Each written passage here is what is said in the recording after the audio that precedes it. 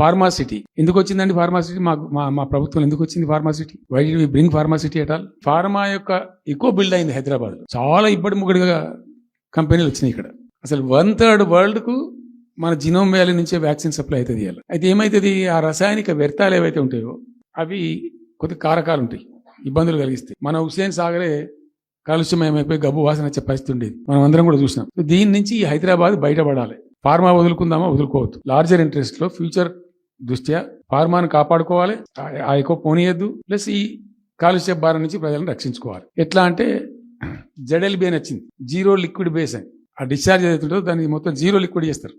కాలుష్యం కాదు, ఏం చెడిపోదు, వాళ్ళకి ఇబ్బంది ఉండదు. అది ఇంటర్నేషనల్ లెవెల్లో సక్సెస్ఫుల్గా ఉంది, సక్సెస్ఫుల్గా జరుగుతుంది. అయితే మనం ఆ సిస్టమ్ పెట్టుకోవచ్చు కదా అని చెప్పి ఫార్మా ఇండస్ట్రీ తెచ్చినాం. 2 హెలికాప్టర్లు తీసుకొని ఆ ఫార్మా బిజినెస్ మెన్ ఏవైతే ఉంటారో వాళ్ళని నేనే స్వయంగా పెట్టుకుని పోయి ఆ ముచ్చర్ల కాడ పోయి తీసుకుపోయి చూపించి ఈ ప్లేస్ బాగుంటది కదా అంటే బాగుంటది అని చెప్తే దాన్ని ఫైనల్ చేసి చాలా కష్టపడి 5-6 సంవత్సరాలు పర్సూ చేసి రైతాంగంతో ఘర్షణ పడకుండా ఒక 20,000 ఎకరాలు పెట్టుకొని చేస్తే 14,000 ఎకరాల పైచీలకు 14,000 నెట్ వచ్చింది ప్రభుత్వానికి. 14,000 acres already acquired by government. పెట్టి ఒక ఐఏఎస్ అధికారిని పెట్టి దాన్ని ప్రభుత్వ నిఘాలోనే ఈ రసాయనాలు వ్యర్థాలను ఇష్టం వచ్చినట్టు పెట్టుబడితట్టు పంపకుండా ఆ నియంత్రణలో జరగాలని చెప్పి పెట్టుకున్నది ఫార్మాసిటీ. పద్ధతి పెట్టుకుని దాన్ని ఒక సిస్టమేటిక్ గా చేసినాం. చేస్తే ఇప్పుడు దాన్ని ఏందండి దందా, ఏదైనా చేసి దాన్ని నమ్మకదొబ్బన్నా.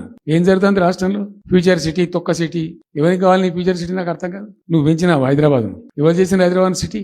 ఇంత వైబ్రాంట్ సిటీ ఎక్కడికి వచ్చింది? ఇంత మహానగరం నిర్మితమైంది. ఈ నగరం యొక్క భవిష్యత్తును దృష్టిలో పెట్టుకుని పెట్టిందే ఫార్మాసిటీ. ఈ సిటీ మొత్తం గబ్బులు వేసిపోవాలి, ఇక్కడ దాంతో నువ్వు తీసుకుపోయాలి ఫ్యూచర్ సిటీ, తొక్క సిటీ. ఏందన్నట్టు ఇది? అన్ని దిక్కుమాలిన పాలసీలు, రియల్ ఎస్టేట్ బ్రోకర్ దందా తప్పితే ఇంకోటి లేదు. అన్ని కనబడతాయి మనకు.